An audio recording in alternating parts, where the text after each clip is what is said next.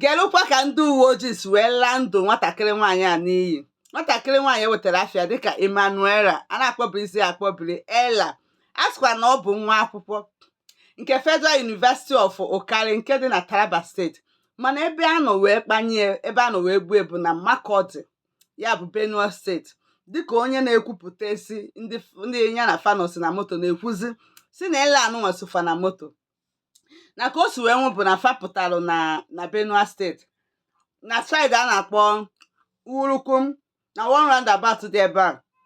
Oge fapụtara ebe a, ndị uwe ojii na-akwụsịkwanụ fa, mana ọ dị ka febit trafik gbaa ụzọ ọzọ. Oge a na-akwụsịzi fa ọ dịka fe kwere akwụsị, ndị uwe ojii wee gbawa egbe. Mana oge ife niile a mesịzi, oge ekwueziri, ndị uwe ojii wepụtazie si n'ime moto anụnwa Ella nọ, n'ime moto Ella nọ, n'oge fa na-akwụsị ụgbọala ekwere akwụsị, na-esi n'ụgbọala ya wee gbaa fanwa bụ ndị uwe ojii egbe bifo fa bidozie gbabazie egbe n'ụgbọala ya wee chụbazie ụgbọala ya gbabazie egbe. Oge fa na-agbazi egbe na ya ka m gbatụziri Ella ahụ. Ella ahụ atụkwa na ebe fa si abata bụ na according to onye na-ekwu m na faje klọb, guys klọb ka faje na-abatazi amaranụ ma o so karịa ebe ọ na-agụ akwụkwọ wee jebe klọb na Benue steeti, maka Benue steeti dị n'iche na Taraba steeti ebe ọ na-agụ akwụkwọ. Mana ife anụzi bụ na faje klọb wee na-abatazi fa wee mee ndị uwe ojii wee chụgidezie fa.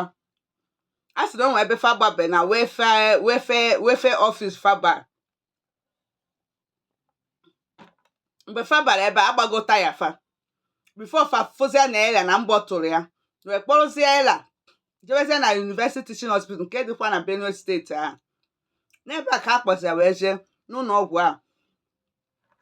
N'ụlọ ọgwụ a fa kpọzi ya wee gaa ka ya nọzi wee kpanyezie nke bụ na azọtanwozie ndụ ya,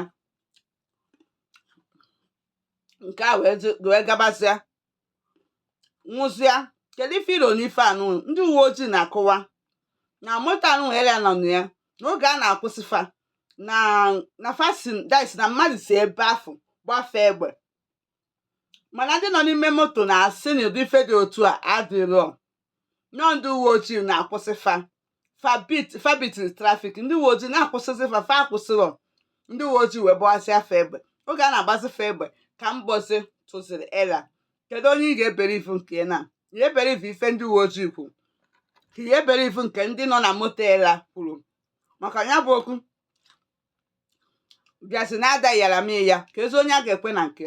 Ndị uwe ojii na-ebodo ndị a na fapụ ụzọ gbaba egbe, mana ndị nọ na moto na-ekwuzi si na ụdị ife dị otu a dị ọkwa na onwere nọ na moto a ji egbe, kama na ndị a chụbazi fafa gbagbazi ọsọ, ndị a na-agbazi fa mbọ gbagidezie dị egbe mgbe wee tụzie Ella. Kwa ifugo ka o si wee jee.